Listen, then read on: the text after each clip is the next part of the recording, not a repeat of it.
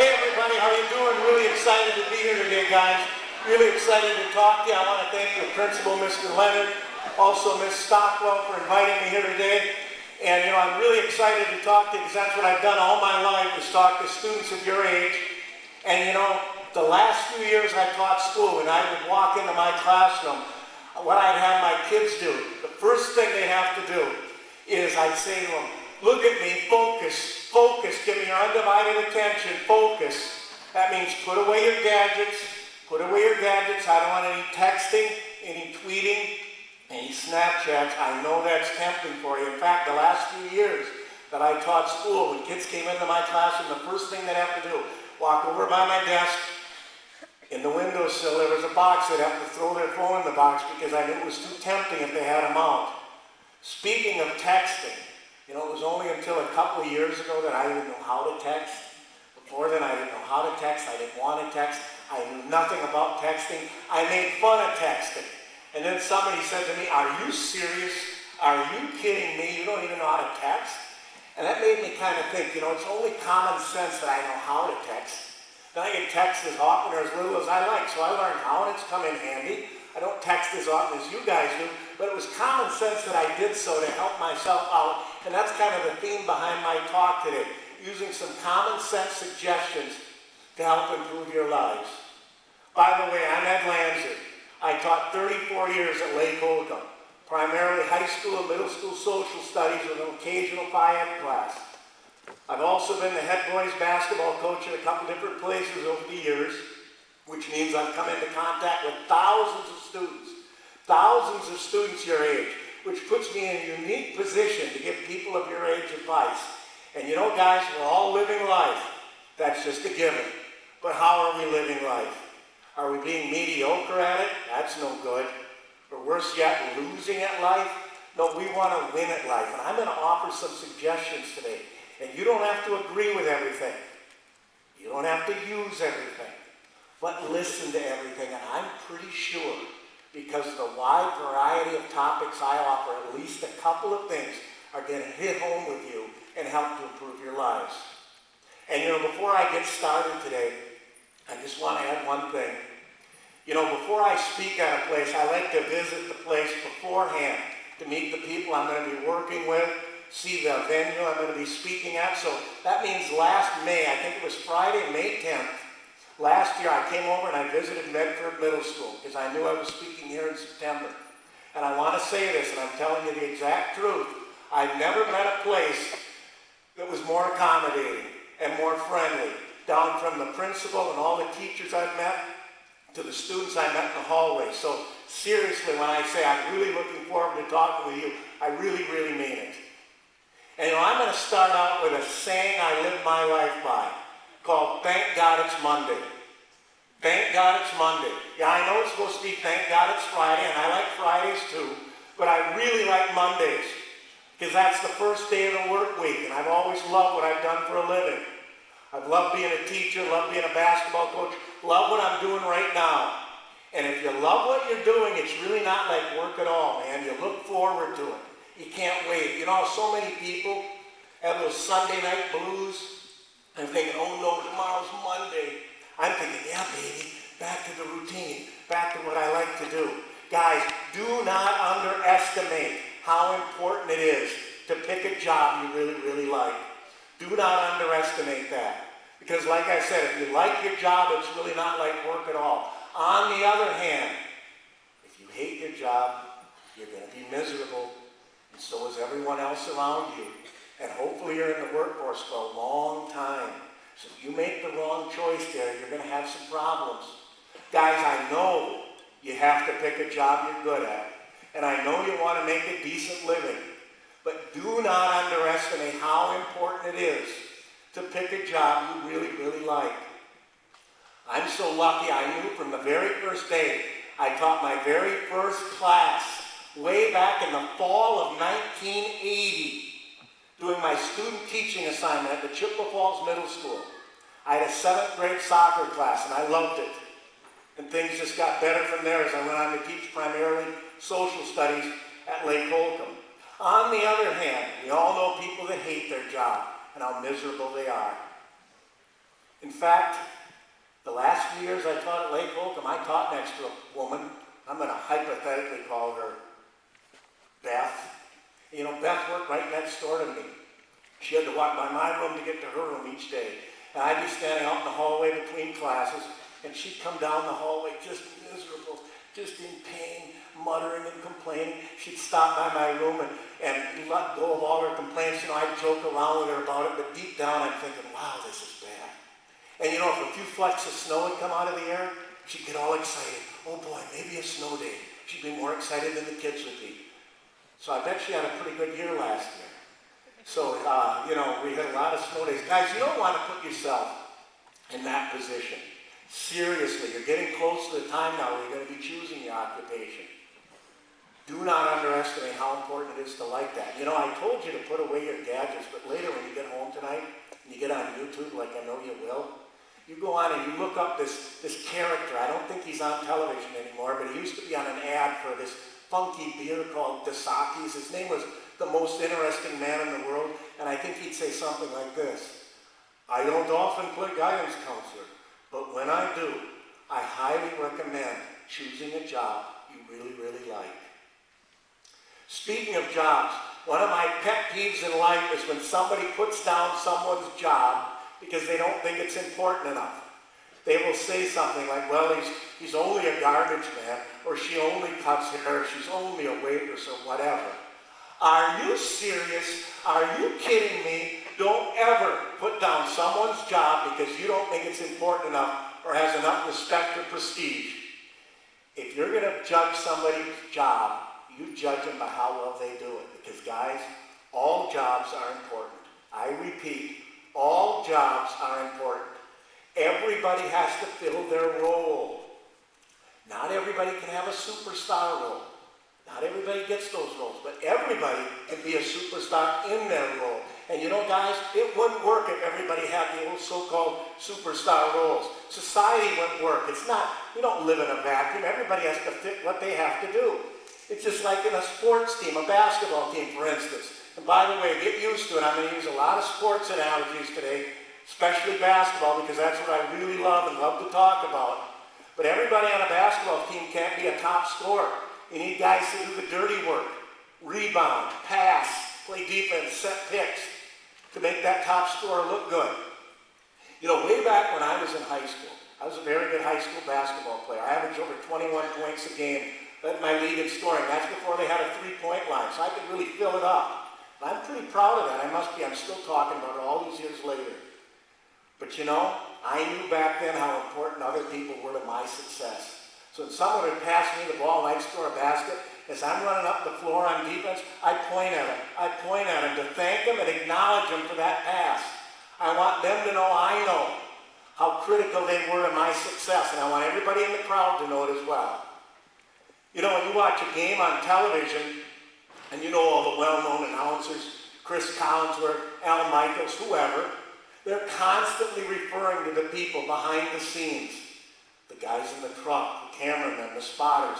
And they're not just doing that. They're not just doing that to be nice guys. They realize how important people are to their success. Guys, that's what I mean when I say all jobs are important. You can't all have superstar roles, but you can be a superstar in your role. One last thing about jobs. Has anybody ever done a poor job for you? A really poor job? You bring your car in to get it fixed. You guys aren't driving yet, but these guys are here. You bring your car in to get it fixed, and it comes back, there's more problems than you brought it in with. I bet your parents have dealt with that. Or you go to a clothing store and nobody... You got a question? Oh, I bet you're... Okay, I'm sorry. You go into a clothing store and nobody waits on you. Or, I hate to bring this up being here in the school, but teachers are people. They make mistakes sometimes. They might lose a paper you turn in, grade it wrong, forget to enter it in the grade book. Well, when somebody does a poor job for you, what do you do about it? Or more likely at your age, what do your parents do? They complain, right?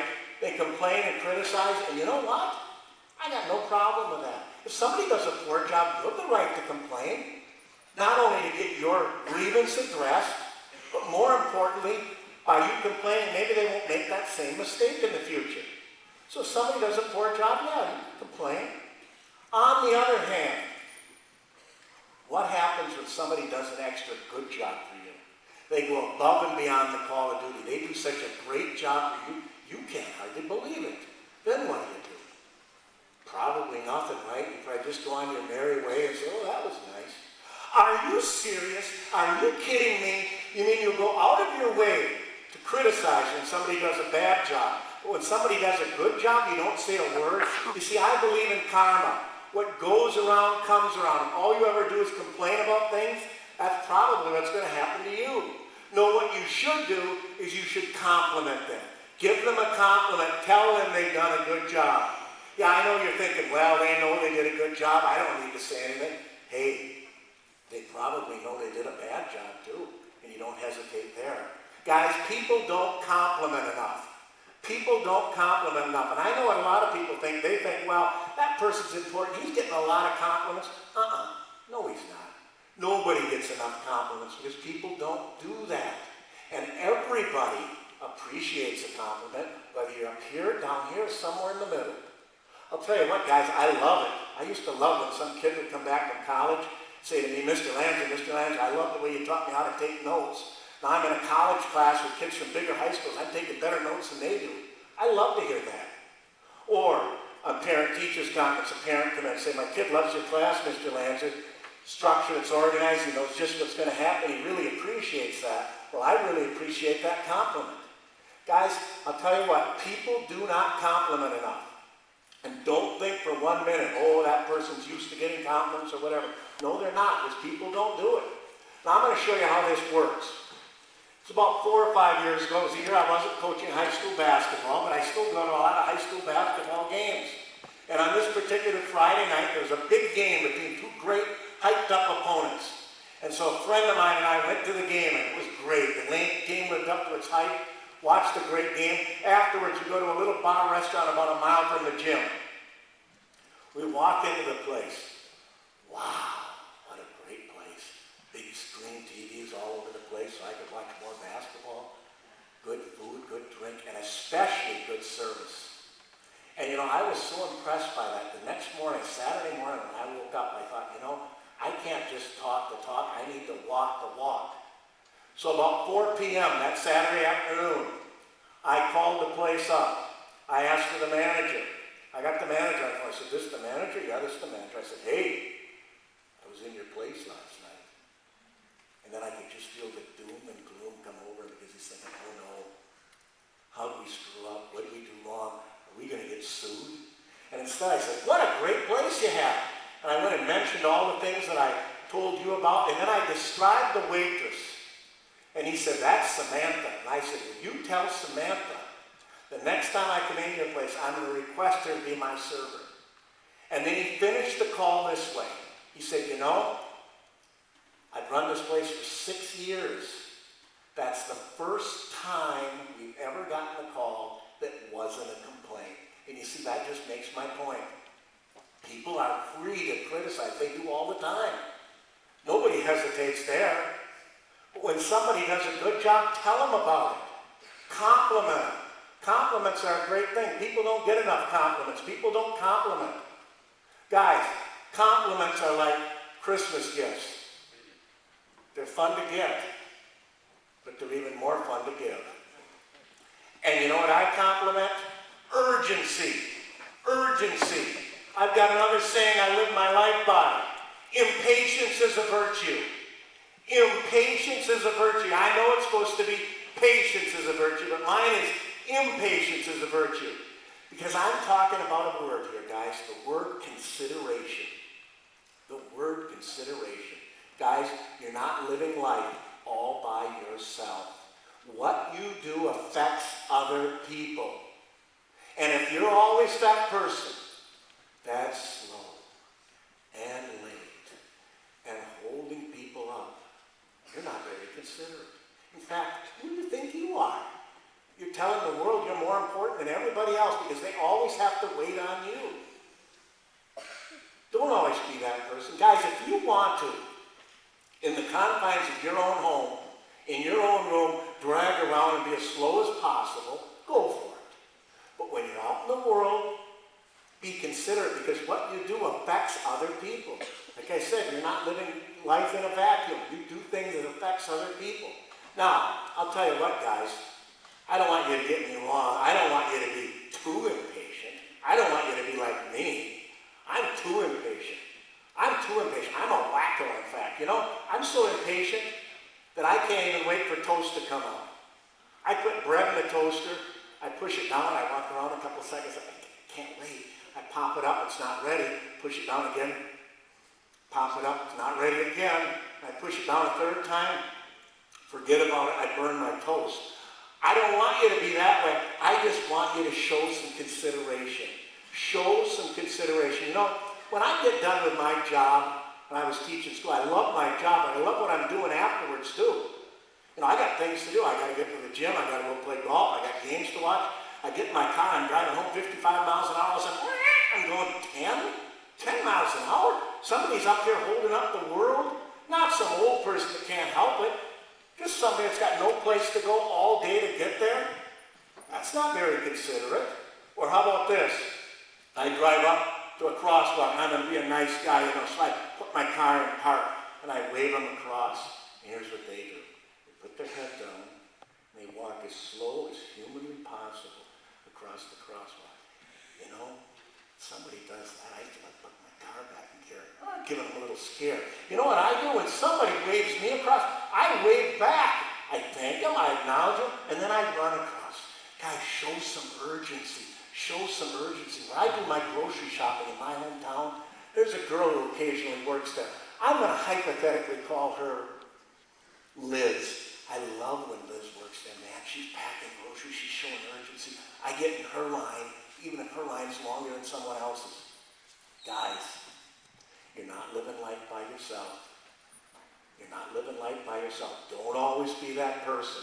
Don't always be that person that's slow and late and holding up everybody else. Like really, basically, you're saying, I'm the most important person in the world. You all have to wait for me. Guys, that's what I mean. That's what I mean when I say impatience is a virtue. All right, I'm going to switch things up here a little bit here and ask you a question. Ask you a question. Which would you rather be treated?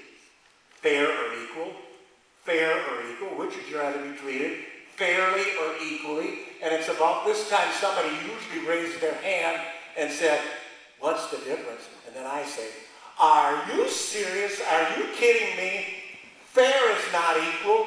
Fair is not equal. In all the years I taught school, I treated every one of my classes fairly, but not equally. Every one of my students fairly, but not equally. Every one of my basketball players fairly, but not equally. You think I played my worst player as many minutes as my best player? That wouldn't be fair. It would be equal. It would also be pretty goofy. Or what if everybody got equal grades? What if no matter how hard you worked in school or how much you accomplished, you got the same grade as everybody else, so it was equal? You don't want equal. You want fair. All you want in life is to be treated fairly. Then it's up to you. You get what you earn. You get what you earn. Now, guys, I understand everybody's under the same classroom rules, of course. But there's going to be a time when somebody needs a favor. And there's one kid in my class that comes in every day, behaves themselves, is respectful, does everything the right way, does their work. It's a joy to have in my classroom. And they might ask me for a favor. And I'm going to probably say yes. And then there's this other person. If I'm describing anybody in here, if I am, you got to change. And it's a good time of the year for me to be in here. It's still September. If you're one of these people I'm describing, you got a long time to get your act together and change. I'm talking about the person that comes into a classroom that's rude and distracting and disrespectful. The kind of person that when I would see their name on the absence slip in the morning, you know what I'd do? I'd look at it, I'd see their name, I'd circle it with a smile. I'd be glad they're gone that day, man. I'd circle their name with a smile. You know what I call those kind of people? Headache carriers.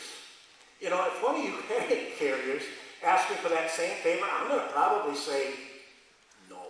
And then you're going to say, that's not fair. And I'm going to say, oh, that's fair. It's just not equal. You don't don't want to be treated equally. You want to be treated fairly. Then it's up to you. You get what you earn. And you know, some of you are going to be bosses in the future. And you're going to have some great long-time employees work for you. And they're going to need a favor someday. And I hope you don't turn them down and use the lame excuse, well, if I let you, I have to let everybody. Are you serious? Are you kidding me? No, you don't. They've earned that. They've earned that. Fair is not equal. Fair is not equal. All you want in life is to be treated fairly. And then it's up to you.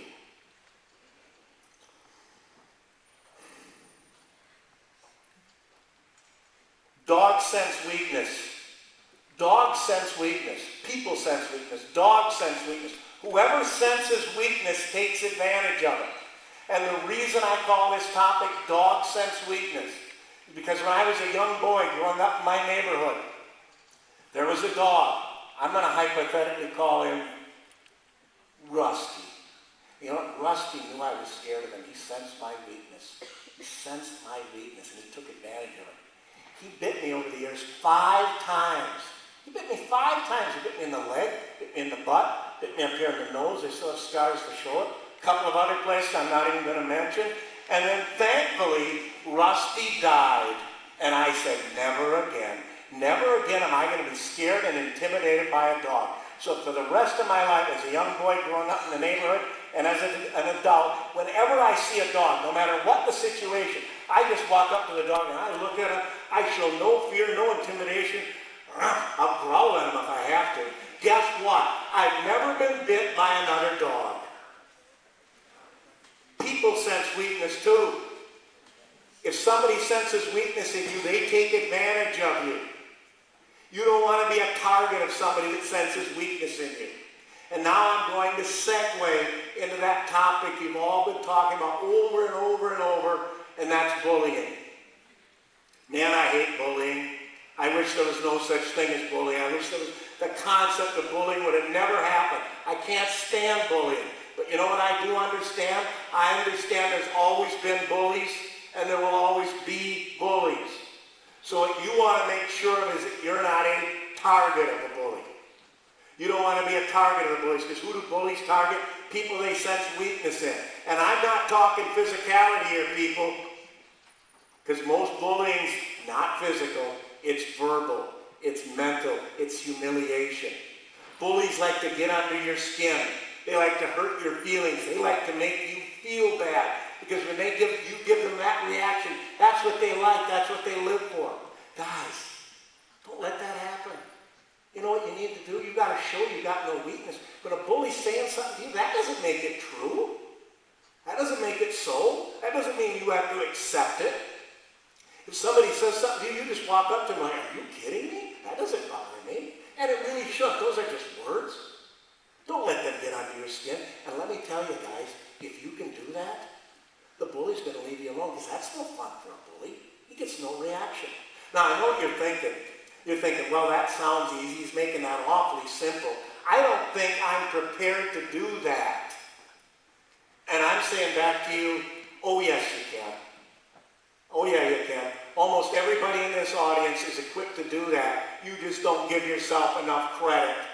You really could do that. Yes, you could. Most people in this audience can do that. But I also understand there are a few people in this audience and every audience that are not equipped to be able to handle bullying. And for those people, I ask for the help of the popular kids in this school, the big men on campus, or I guess middle school, the big boys on campus, the popular girls, you know who you are. And you know what makes me very happy to say? That over the years, and all the years I've been around students, I very rarely see one of you popular kids who's also a bully. Because when I do, I think, what a shame.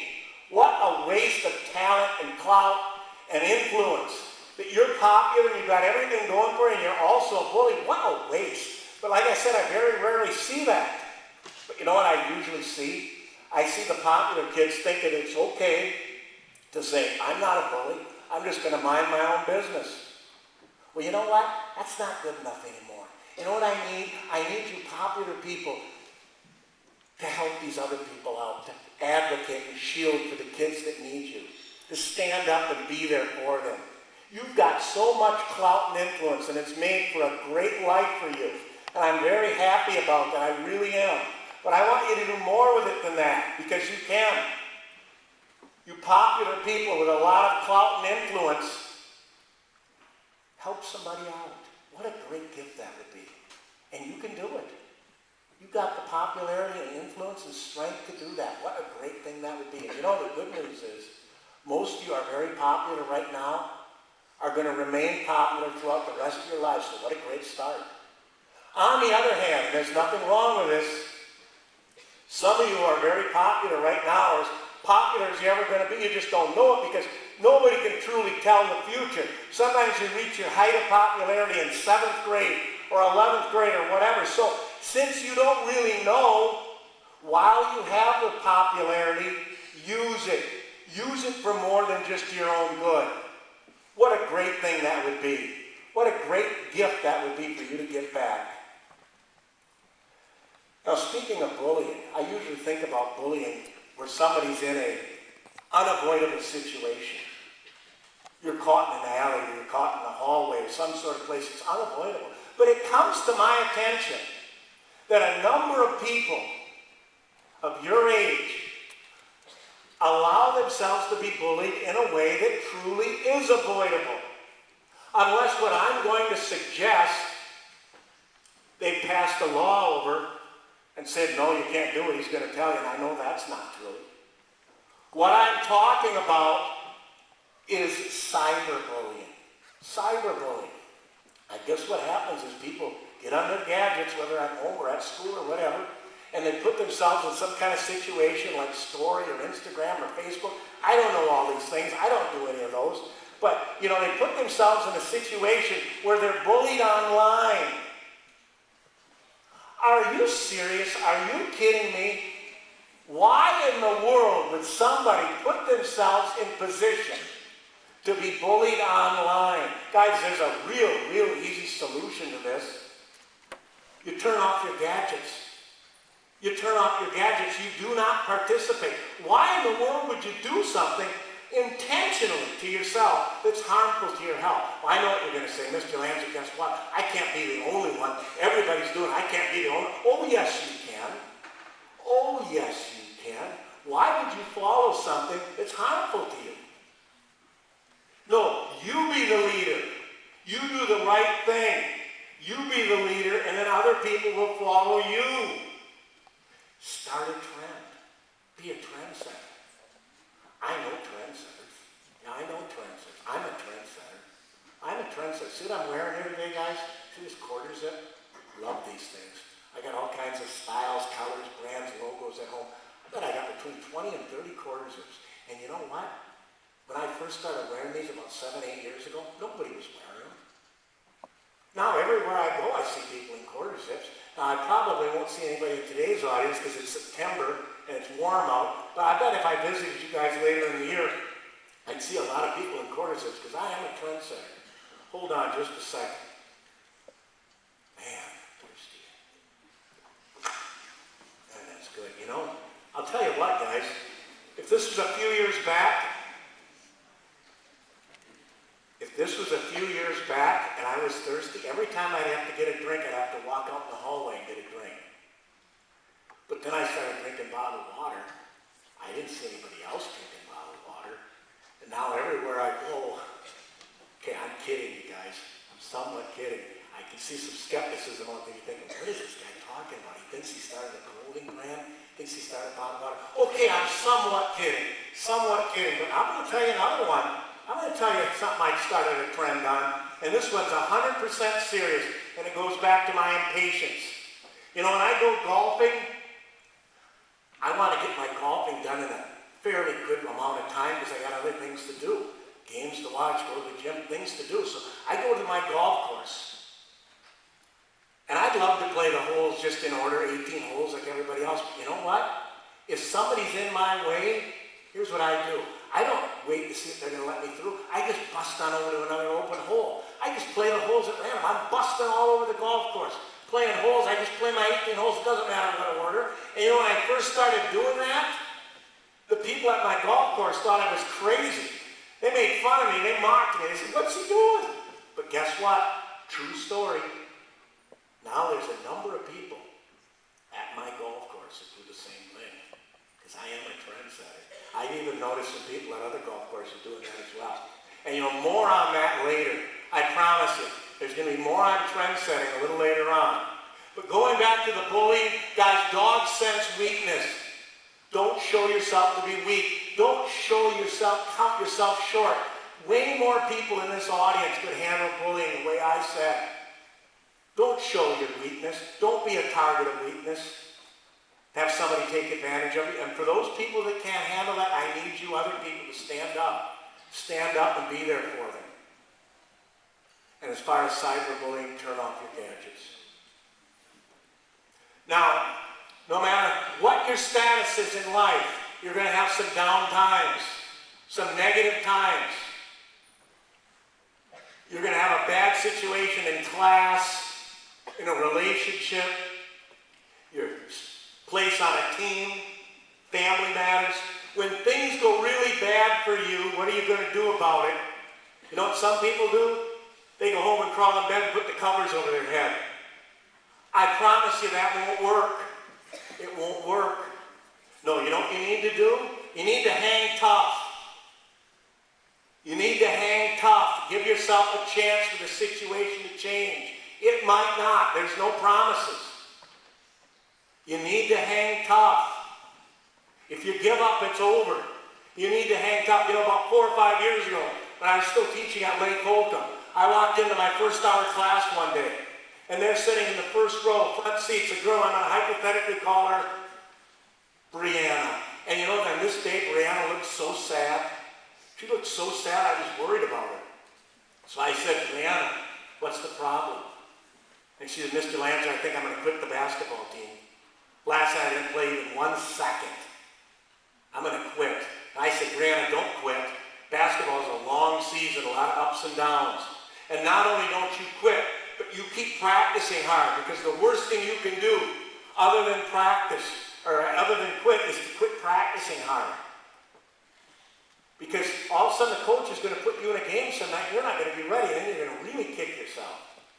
So Brianna, she's really down, you know, like I forgot to mention here, you know, for you guys that know stuff about basketball and basketball box scores, Brianna that night got a D, N, P, C, D in the box score. Did not play coach's decision. That means she wasn't hurt or sick. She just wasn't deemed good enough to even play 1 second. So you can see why she was down. All right, flash forward ahead 2 weeks. I come back into that same first hour class, sitting in that same first seat, Brianna.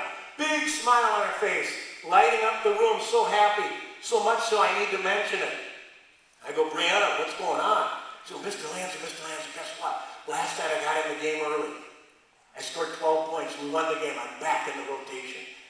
I'm so glad you told me to hang tough. And it was about then I started thinking, you know, I should be spreading this message to students all over the state rather than just in my own school. I'm going to give you one more example of hang tough. You might not like this one so much, considering this is a school in Wisconsin. I assume most of you are Packer fans. Probably very happy about your game yesterday. But you know, about 6, 7 years ago, maybe longer, the Packers were in the NFC Championship game against the Seattle Seahawks. Winner goes to the Super Bowl. For the first 3.5 quarters, the Packers led, looked like for sure they were going to win.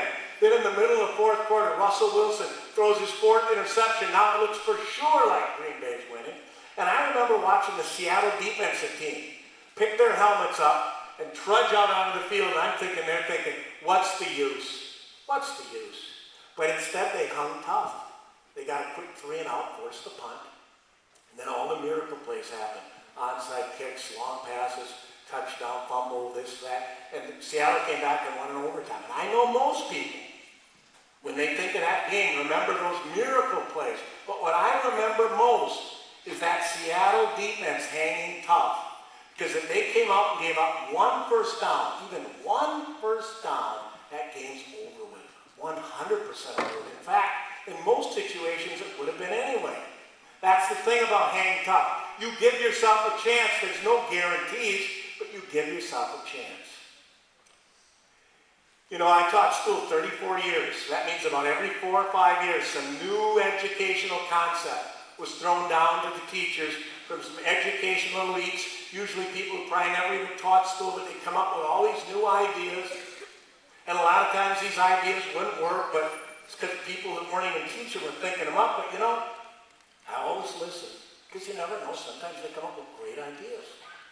And it comes to my attention that since I've retired, they've come up with a great idea. I hope you've heard of it. I think you probably have. Your teachers have. It's called growth mindset. Growth mindset. It's a lot like hang tough. The way I understand growth mindset is that a lot of young people, unless you have immediate success when you try something new, you want to give up and move on to something else. You think the only way you can have success ultimately is have immediate success, and that's just not true. Sometimes you have to have incremental success. You don't win every ball game from start to finish. Sometimes the most satisfying wins are comeback wins. Sometimes you need to dig in and have incremental success. So just because you don't have immediate success doesn't mean you won't have it. Now, I was involved in growth mindset long before the term was even coined. It was way back when I was in college, taking my phy ed classes. And I was pretty good at most of those. I could play sports and play games, so those were pretty easy classes for me. But occasionally I'd have a class I wasn't so good at, like gymnastics. I never did become good at that. But there was another class, archery, where I was in a class of 21 students. And the first time we took a test to see how well we could shoot, out of 21 students, you know what I finished? Out of 21? 20th. 20th. You know who I beat? Some kid that didn't know how to string their bow. So basically, I was the worst kid in the class. Now, I could have said, big deal. I'm good at my other classes. I could forget about that one. But instead, I continued to practice inside the classroom and out. Did a lot of extra practicing. At the end of the semester, when we took our final test out of 21 students, I finished second. Second. I was pretty proud of that because obviously I wasn't naturally good at archery. Guys, you need to hang tough with things. You need to give yourself a chance. If you give up, it's over with. And there's a lot of situations that I know you're dealing with time to time, and you think, well, what am I going to do? You hang tough. It might work out, it might not, but you give yourself a chance. Now, no matter what happens in your life, whether you're successful or not, there's going to be people that don't believe in you. There's going to be people that put you down and say you're not good enough. They're going to say you're not good enough to get into my university. You're not good enough to take my class. You're not good enough to play on my ball team. You're not good enough to work for me. And when somebody says something like that to you, don't get mad. Get even. Here's what you say back. Don't doubt me. Don't doubt me. In fact, be happy they put you down. Gives you extra incentive and motivation to prove them wrong. It's one of the sweetest things in life. So when somebody says you're not good enough and you prove them wrong, you say, don't doubt me. Don't doubt me. It really works. Gives you extra motivation. Like I said, they're doing you a favor. You know, I talked a lot about sports here today, but I only have one favorite team in life. And I've loved this team for over 50 years. In fact, over 55 years. The Boston Celtics. The Boston Celtics, the greatest franchise in NBA history. 17 world titles, more than any other team. One of the great franchises in all of sports. And I know last year they had a very disappointing end to their season. But you know what? They're young and they're good, and I'm really super psyched about the future of the Celtics. I'm really excited about it. But I digress. I go back to the 1998 draft. The Boston Celtics were selecting 10th. There was a kid coming out of Kansas that year named Paul Pierce. He was the second or third pick by all the mock drafts. Celtics are picking 10th. I wasn't thinking a thing about Paul Pierce. But then on the night of the draft, funny things happen. Mistakes are made. Trades are made. People choose for need rather than best player available. And somehow, some way, Paul Pierce went all the way down to number 10, was selected by the Celtics. I couldn't believe it. I remember going out on my porch and going, wow, the Celtics got Paul Pierce. And then he went on to have a great Hall of Fame career with the Celtics, led them to their 17th world title, his numbers up in the Raptors. He's an all-time great Celtic. But you know what? That summer that he was selected 10th, he wasn't too happy. He knew he was better than that. And so he said, don't doubt me. He literally said, don't doubt me. Every time he worked out that summer, he would holler, when he'd take a shot, when he'd be shooting and he'd take a shot, he'd holler out the names of the players that were selected in front of him that he knew he was better than and would be proven to be better than. So he'd take a shot, Michael Olowokandi. Take a shot, Vince Carter. Take a shot, Larry Hughes. Take a shot, Tractor Trailer. He'd holler out the names of players that were selected in front of him that he knew he was better than and would prove to be better than. Guys, coaches love when people put their teams down. They love it. Because then they have motivation to get cattle to their team, get them all riled up to play. You know, coaches love that so much that if they don't have something real, they'll make things up. They make things up. I've made things up. I've walked into my locker room. My kids look like they're not ready to play. So here's what I'll do. I'll walk over and say, you know, I was walking around out in the hallway. I overheard some people talking. This is parents' night. We're not on the schedule by accident or coincidence. They purposely put us on the schedule because they want a sure win because it's parents' night. What do you think of that? No, nobody. What happened? Oh, okay. Nobody said that. But they don't know that. So then I walk out, they start growling, we go out and we kick their butts. Guys, it's a great motivator. Again, somebody's going to put you down. Somebody's going to not believe in you. Instead of getting mad about it, get even. Say, don't doubt me. It really, really works. Don't doubt me. All right, now guys, at the beginning of the hour, I told you to focus, look at me, give me your undivided attention. And for the most part, it's been pretty good. I know it's really hot in here and stuff, and I know I've talked a long time. I'm just about finished, but I have a couple of topics left that I know you're going to really enjoy. So I need you to hang tough with me. Got a couple of topics left that you're going to really appreciate. And the first one is this. No matter who you are in life, you're going to make some mistakes. You're going to make some big mistakes. Not if, but when. You're going to make a mistake, a big mistake. And then what are you going to do about it? You know what some people do? They pretend it didn't happen. They try to cover it up. And you know what they do? They end up making things worse. There's an old saying, the cover-up's worse than the crime. That's really true. That's brought down a lot of important people. Presidents, politicians, athletes, entertainers. No, when you make a mistake, come clean. Come clean. Admit to it. Everybody makes mistakes. And you know what? We're a pretty forgiving society. If you come clean and admit to your mistake, things will most likely be all right. Don't make it worse. I know somebody who had to come clean. I had to come clean. God, I had to come clean. You know what? It was my last year teaching at Lake Holcomb. My 34th year. I was a very popular teacher. I only had a couple of months to go. I'm riding high, baby.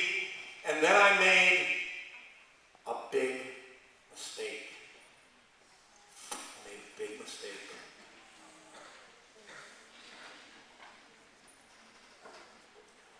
I screwed up the prom.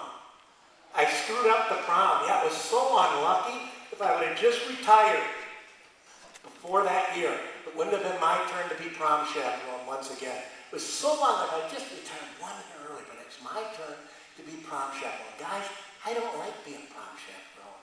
I don't like the prom. I'm an old guy. I don't want to go to the prom. And not only that, you know when the prom is? It's in the spring of the year. It's on a Saturday night. You know what I'm probably missing? Well, I know I'm going to miss some NBA playoff game. Probably a Celtics game, and then I'm up at the prom. So, you know, I really don't like having to be prom chaperone, but my school knew this, so they made it really easy for me. The last few times I was prom chaperone, all I had to do was announce the prom court. That's it. That's all I had to do. So the day before the prom, when they're decorating, I'm walking out of the building, going through the gym, getting to my car on Friday, and I'm walking through, and the other prom chaperone comes running over to me, and she says, "I've got the results of the prom tomorrow." So she hands me a card with the names of the guys and the girls, who's king and queen, with the winner's circle. She hands me this card. I look at it. I go, "Okay." I hand it back. She puts it away. And I go, "Wait a minute. Don't you want to know?" She goes, "No. I want it to be a secret. I want it to be a surprise." Here I am. I can't hardly hack going to the prom. And she's so excited about it.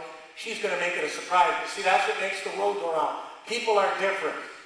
But the fact of the matter is, I'm the only person that knows the prom results. All right, so the next night I get up there, I'm there a couple of hours.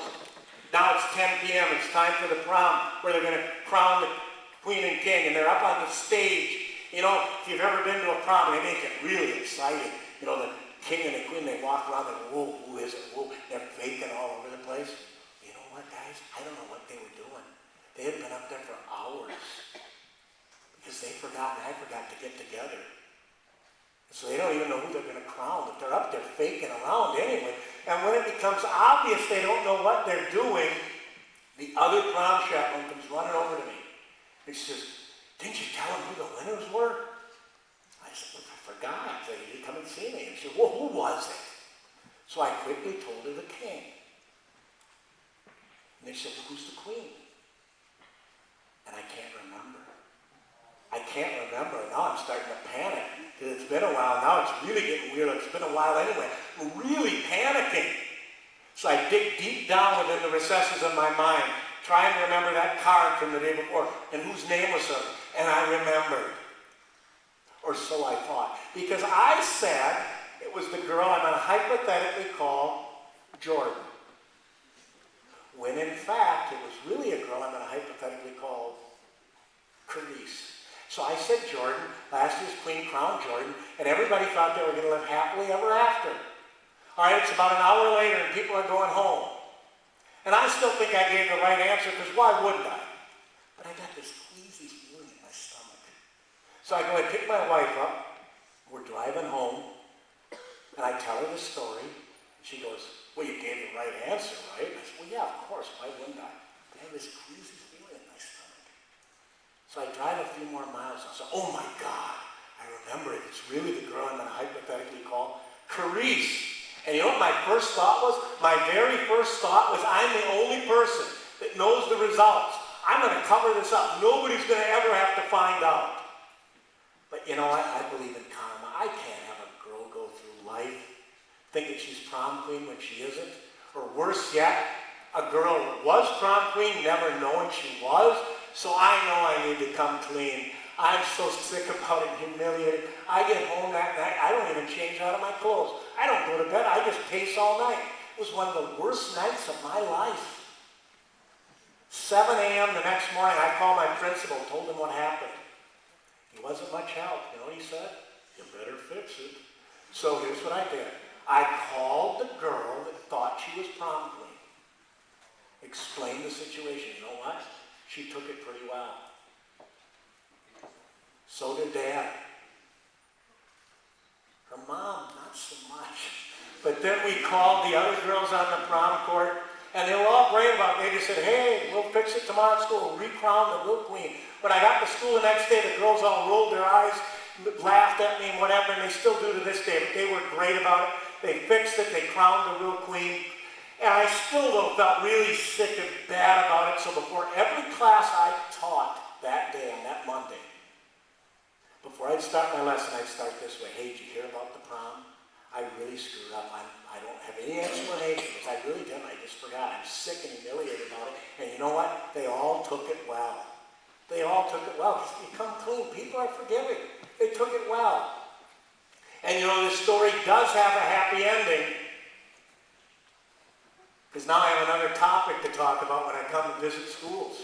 It's usually the one people like the most. And oh, by the way, flash forward ahead 2 months. It's June. I've retired. Steve Harvey crowns the wrong Miss Universe contestant. And the next day I get all kinds of calls and texts from students. And they all say the same thing. Mr. Lanzer, you started another trend. See, I told you I'm a trendsetter. I'm a trendsetter. And then we had the Academy Awards where I mean, all these award shows have struck. Nobody ever did that before. Then I stood up to prom, and now they're all doing it. I told you I'm a trendsetter. I'm a trendsetter. Why not you? Why not you? No, I don't mean trendsetter. When I say why not you, it's because I look out at this audience and I see way more future success stories than you can even imagine. Why not you? I see way more future success stories, and not just the people that have been successful so far. Those people, the straight A students, the model citizens who've been successful. You continue on the same course you've been. But I'm also looking at people that haven't had a lot of success. Why not you? Don't look backwards. Look forward. Turn the page. There's way more people in here that are going to have great, successful lives. Why not you? In fact, you know, guys, I've taught over 1,000 students, and I've seen many successful stories. Some of them expected, a lot of them totally unexpected. Why not you? In fact, two of the most successful people I ever taught were pretty surprising to me. One, I'm going to hypothetically call him Pete. Pete was an average student, came from a disadvantaged background. In today's world, Pete could buy and sell me. I got another guy. I'm going to hypothetically call him Fred. Fred was a below average student. He didn't even behave well in class. I had to rough him up a few times. I had to get in his grill. Today, Fred's even more successful than Pete.